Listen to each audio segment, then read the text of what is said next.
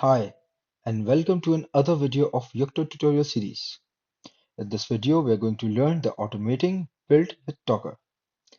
So, this video is going to be longer than usual. In this video, we are going to learn some automation concept. After that, we will learn more about Docker files. We will learn some new commands that are in Dockerfile. Then we will learn also simultaneously about the bash and the scripting. And then we will build the Yocto image for Raspberry Pi using the Docker container and our scripts. So let us begin. First of all, we are going to need three files: a build script, a Docker file, and an Entrypoint script.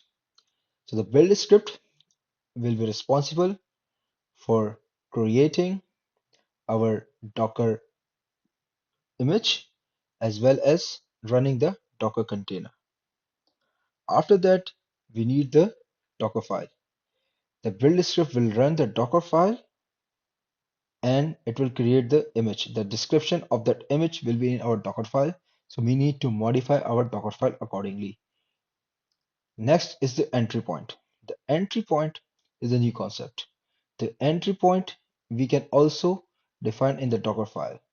So the entry point is the first command that the that will be run inside the Docker container. So whenever or at any time when the Docker container is created from a Docker image, the first thing that the Docker container runs inside itself is the entry point. So it can be a command or it can also be a script or something or some code or some program or some software. So that is called the entry point. First of all, we need to concentrate on the build script. So here I have created a flowchart for our build script. So first of all, what we need to do is we need to start our build script. When the build script starts, what we'll do is we'll get our user and the group ID. These parameters we are going to pass to our Docker container. For example, here my user is, if I type who am I, so my user is Munawar. And with this user, we will also get our user ID and the group ID. After that, we'll check if a Docker image already exists. Did we already create the Docker image? If no, we'll go and create the Docker image. If Docker image already exists, do we need to rebuild? Why we have this option? Why we have the option of rebuild? Maybe we have made some changes in our Docker file, and then we want to rebuild the image. So, do we want to rebuild? If we say yes, then the Docker file will be removed. The Docker image will be removed, the previous Docker image, and then it will create a new one for us. And if we do not want to rebuild, we'll go and we'll create the host volume directories.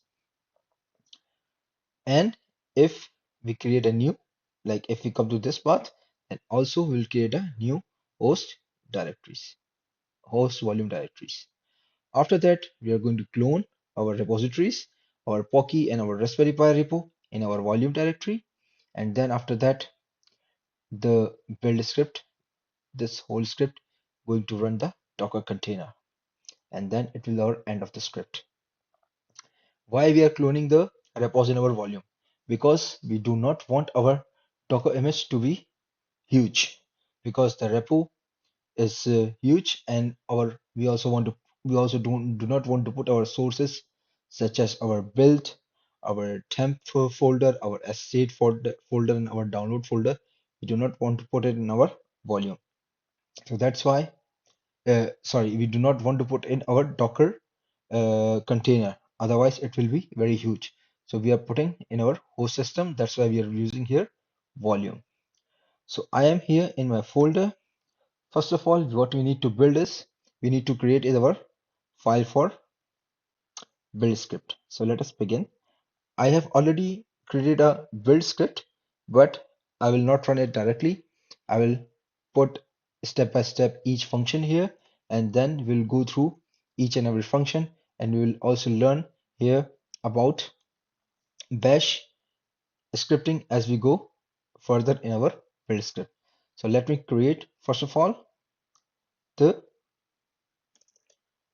file for the build script. So I'll do touch build script.sh.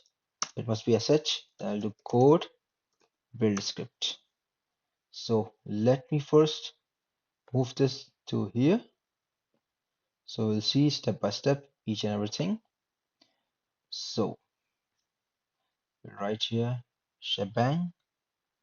This is the shebang sign, and then bin bash.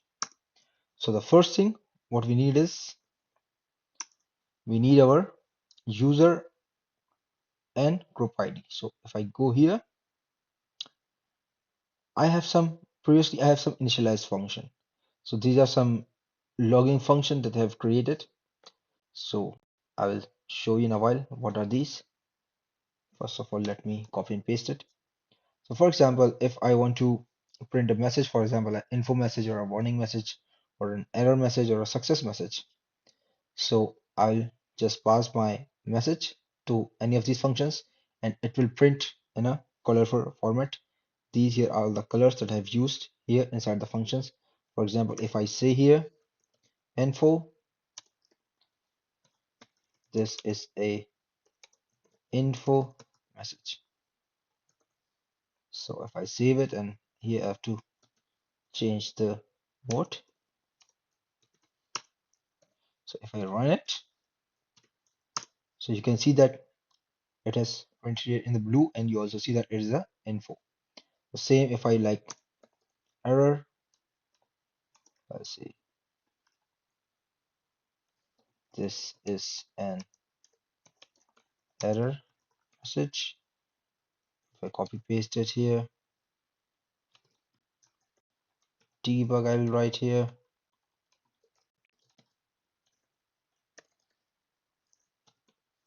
debug, then we have warn for the warning.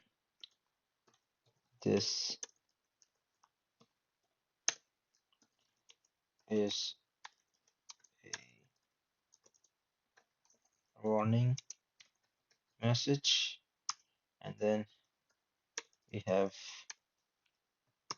like success. This is a success message. So now if I run, so you can see that all the information in different colors for each status. So this is I've done these color codes you can find on the website. Maybe I'll put it in the description also. And here in echo you need to put this -e option, otherwise it will take these colors literally. It will print literally these things in here if you don't put -e here. So you will not be seeing any color, so you need to put -e. So now the first thing that we need is get the IDs. So I'll just copy this get IDs and I'll paste it. So what this function is doing, we have a username, which is who am I, it will leave a number, and then we have the user ID. This is the command to get the user ID, and this is the command to get the group ID. And now we are debugging this three things. So we can check this function, get IDs. This is the function. We don't have any argument to give. Just put in run it. You can see that there's a debug message, and we have username, then ID, user ID, then group ID. So these will be passed to the our what do you say our Yocto image. After that, we need to check if image already